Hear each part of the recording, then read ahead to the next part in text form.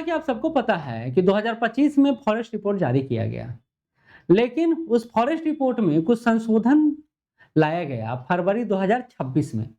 इसी संशोधन को हम लोग देख रहे हैं। पहला क्लास हमारा बिहार करंट अफेयर जो ईयरली चल रहा है, खास करके 72 को लेकर, एईडीओ को लेकर या फिर प्रोजेक्ट मैनेजर, ऑडिटर को लेकर, वो पहला सेक्शन समाप्त किया, दूसरा सेक्शन अब शुरू कर रहा हूँ मैं, जो बिहार फॉरेस्ट रिपोर्ट के संदर्भ में है। कुछ क्वेश्चन भी मैंने यहाँ पर दे रखा है, बाकी आपका टेस्ट तो चलते ही रहेगा, आपको पता ही है।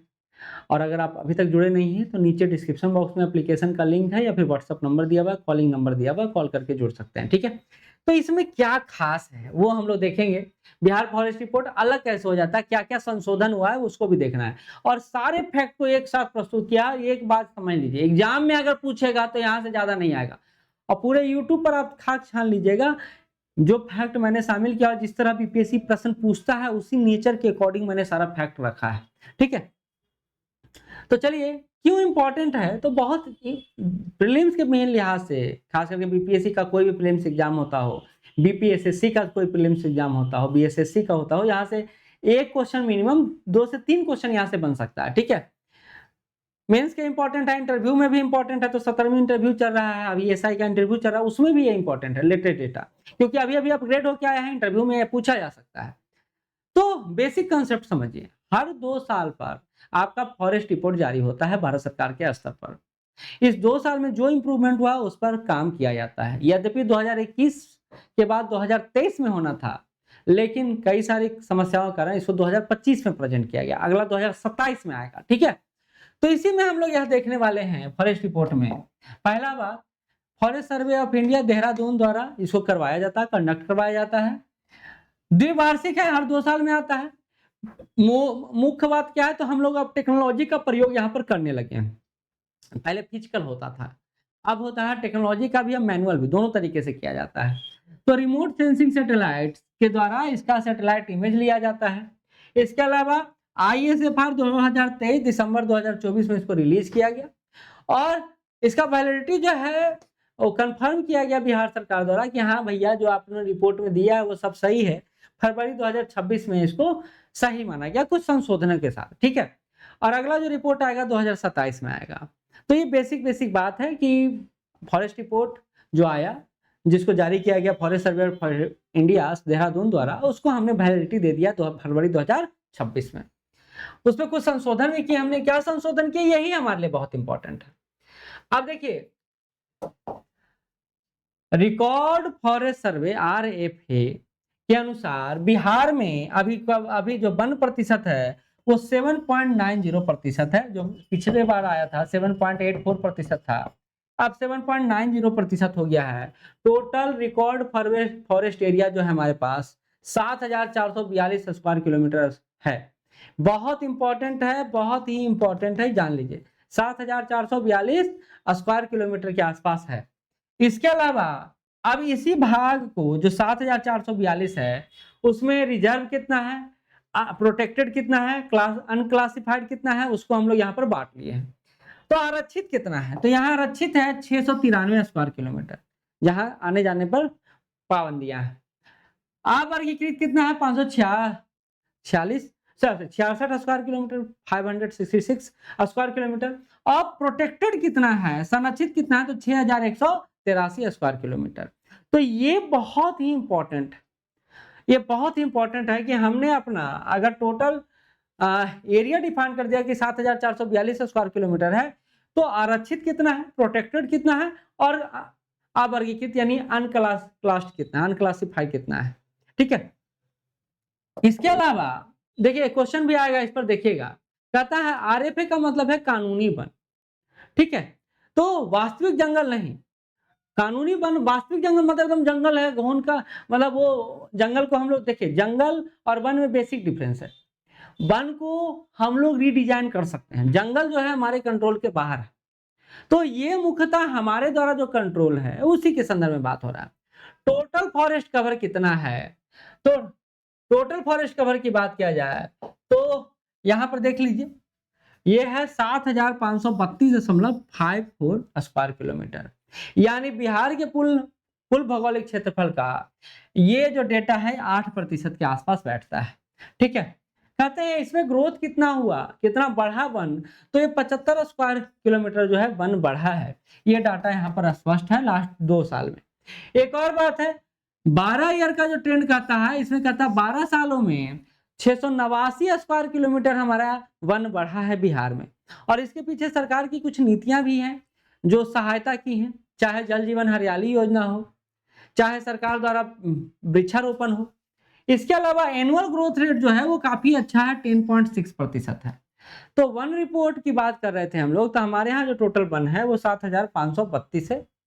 और ये भौगोलिक क्षेत्र के आधार पर कितना प्रतिशत बैठता है, तो ये 8% के आसपास बैठता है। ठीक है, एग्जाम ट्रिक याद कर लीजिए, आरएफए है जो रिकॉर्डेड फॉरेस्ट एरिया है वो है 7.90%, और जो आपका फॉरेस्ट कवर एरिया है वो 8% के आसपास है। दोनों में बेसिक डिफरेंस है। ठीक है, यहाँ पर डाल दिया मैंने। अब आते हैं सघनता के आधार पर, अगर हम बिहार के वनों को डिफाइन करें तो कैसे करेंगे, तो वेरी डेंस फॉरेस्ट, मतलब बहुत घना जंगल कितना है, तो बिहार में बहुत घना जंगल नहीं है, बहुत कम है, बहुत ही रेयर है। और वो 387 स्क्वायर किलोमीटर यानी टोटल जो वन है उसका 0.41% ही वेरी डेंस है, मतलब बहुत घना है। वो सतपुड़ा के घने जंगल वाला टाइप।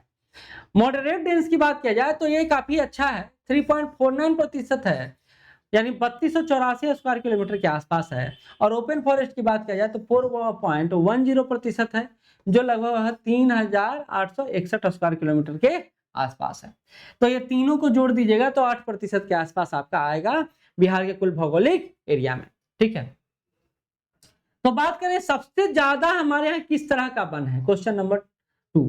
तो हमारे यहाँ सबसे ज्यादा जो है ओपन फॉरेस्ट है, उसके बाद मॉडरेट फॉरेस्ट है, फिर डेंस फॉरेस्ट है।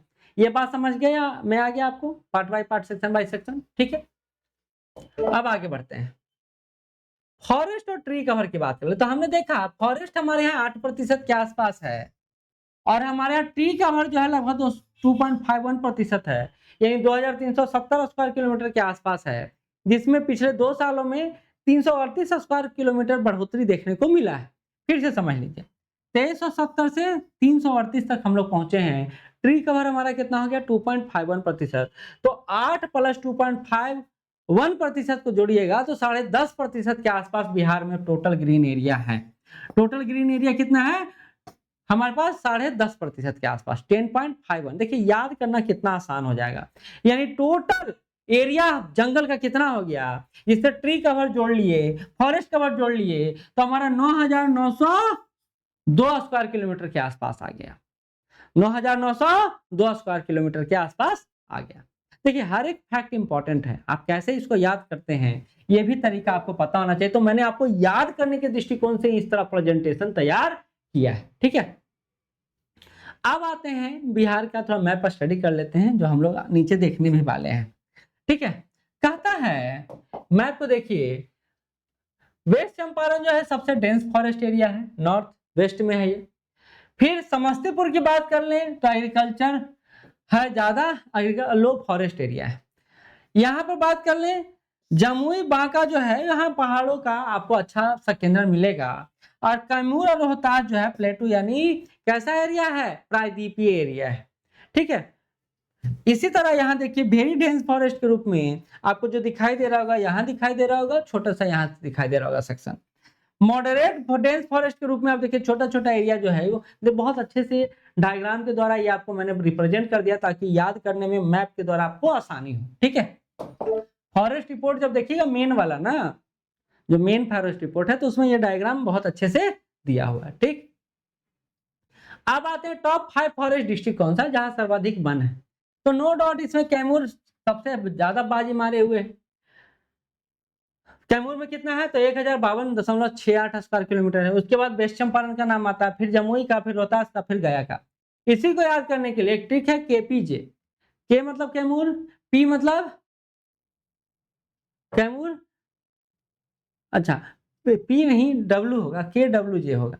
के डब्ल्यू जे मतलब वेस्ट चंपारण और जमुई। ठीक है, तो के डब्ल्यू जे होगा। एक बात और समझिए, जो पहाड़ी इलाका होता है जैसे कैमूर का, रोहतास का, बांका का, जमुई का, ये पहाड़ी इलाका होता है, तो यहाँ पर पॉपुलेशन डेंसिटी जो होता है लो होता है, ये बात ध्यान में रखिएगा। ठीक है, इसी तरह याद करें बॉटम के 5 फॉरेस्ट एरिया वाले, तो सबसे कम जो फॉरेस्ट एरिया है वो शेखपुरा के पास है 0.82 स्क्वायर किलोमीटर, उसके बाद अरवल, फिर बक्सर, फिर जहानाबाद, फिर सिवान का नाम आता है। तो सबसे टॉप में कौन आ गया? कैमूर आ गया, वेस्ट चंपारण आ गया, जमुई आ गया, रोहतास आ गया और गया आ गया। और लोएस्ट कहाँ आ गया? तो शेखपुरा आ गया, अरवल आ गया, बक्सर आ गया, जहानाबाद आ गया और सिवान आ गया। ठीक है, कहते हैं Sheikhpura has less than 1 square kilometre forest. और ये जो शेखपुरा का इलाका है चूंकि मैदानी इलाका है, तो यहाँ पर मैदानी इलाका में क्या होता है? खेती बाड़ी ज्यादा होता है, फॉरेस्ट पर हम लोग ज्यादा ध्यान नहीं देते हैं। तो ये बात यहाँ पर है। कुछ एग्जाम स्पेसिफिक फैक्ट है, जैसे मैक्सिमम जो डेंस फॉरेस्ट है, जो अति सघन वन है, वो किस जिले में है? तो वो चंपारण जिले में है, वेस्ट चंपारण, खास करके वाल्मीकि टाइगर रिजर्व के कारण। Open forest, maximum open forest कहां पर है? तो कैमूर में है, याद रख लीजिए। अगला जो है कहता है एरिया विनर जो बात किया जाए तो कैमूर है, और डेंसिटी विनर जो है वो वेस्ट चंपारण है। डेंसिटी विनर यानी पेड़ पौधों का जो डेंस एरिया है वो वेस्ट चंपारण में ज्यादा है, और लेकिन एरिया के हिसाब से देखा जाए सबसे ज्यादा वन कहाँ है? तो वो कैमूर में है। ये बात समझ गए? इस फिगर को समझने के लिए आपको पता होना चाहिए कैसे कैसे मैंने बनाया है। अब आते हैं फ्यूचर टारगेट क्या है। तो देखिए बिहार सरकार हरियाली मिशन चला रही है 2012 से, जल जीवन हरियाली मिशन भी चल रहा है 2019 से, इसी को आगे कन्वर्ट किया गया, बढ़ाया गया। इसके अलावा वन महोत्सव हम लोग 2025 में मनाए, 5 करोड़ पेड़ पौधे लगाने का टारगेट रखे हैं। 17% ग्रीन कवर टारगेट है, 2028 तक हम लोग कितना प्रतिशत वन कर ले अपने यहाँ? 17% कर ले, ये हमारा टारगेट है। इसके अलावा कम्युनिटी पार्टिसिपेशन एग्रो फॉरेस्ट्री पर हम लोग काम कर रहे हैं। कुछ फैक्ट है जो क्रिटिकल फैक्ट है, जैसे हेरिटेज ट्रीज की बात किया जाए, विरासत वृक्ष की बात किया जाए, तो 28 जो वृक्ष हैं बिहार में जो 100 साल से ज्यादा के हैं, ये भी इंपॉर्टेंट फैक्ट है। बनियान का, पीपल का, पकड़ का, ये सारा जो वृक्ष है वो 100 साल से ज्यादा का है, या 28 वृक्ष ऐसे हैं, पहला फैक्ट। दूसरा, फॉरेस्ट फायर की बात किया जाए, वनाग्नि की बात किया जाए, जंगलों में आग बहुत लगता है, तो मैक्सिमम एक्सीडेंट जो हुआ है वाल्मीकि नगर टाइगर रिजर्व में हुआ है। टूरिस्ट प्लेस भी है, आप समझ रहे हैं। मोस्ट अफेक्टेड डिस्ट्रिक्ट जो है वेस्ट चंपारण, क्योंकि वाल्मीकि टाइगर रिजर्व वही है। डोमिनेंट स्पीसीज की बात किया जाए, जो हमारे यहाँ वनस्पतियों में सबसे ज्यादा डोमिनेंट स्पीसीज है वो साल है, अर्जुन का वृक्ष है और खैर का वृक्ष है, ये डोमिनेंस है। ठीक है, इसके अलावा बात करें चैलेंजेस का, तो नेशनल एवरेज से हमारे यहाँ बहुत कम फॉरेस्ट है, क्योंकि नेशनल लेवल पर 24% के आसपास फॉरेस्ट एरिया है। डेंस फॉरेस्ट बहुत कम है हमारे यहाँ। फॉरेस्ट फायर टाइगर रिजर्व में हो रहा है, बहुत चिंता का विषय है। हम लोग को ऐसे में क्या करना चाहिए? तो क्वालिटी ओवर क्वांटिटी, क्वालिटी पर ज्यादा काम करना चाहिए। बहुत ज्यादा पेड़ लगा दिए उससे काम नहीं है, क्वालिटी हो, अच्छे से विकसित हो। कम्युनिटी पार्टिसिपेशन पर फोकस करना चाहिए, जन भागीदारी पर करना चाहिए, एग्रो फॉरेस्ट्री पर भी काम करना चाहिए, लोगों को मोटिवेट करना चाहिए। तो ऐसे में कुछ क्वेश्चन है जो आपके सामने बन रहा है। कहता है बिहार आर्थिक सर्वेक्षण 2025-26 के अनुसार राज्य का कुल वनावरण कितना है?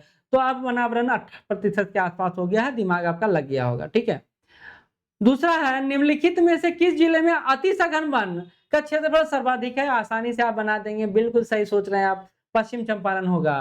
तीसरा, बिहार सरकार ने किस वर्ष तक हरित आवरण को 17% करने का लक्ष्य रखा है?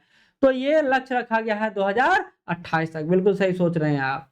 अगला है क्षेत्रफल के अनुसार न्यूनतम वन वाला जिला कौन सा है? शेखपुरा है, अभी हमने पढ़ा, तो ये भी आप बना देंगे।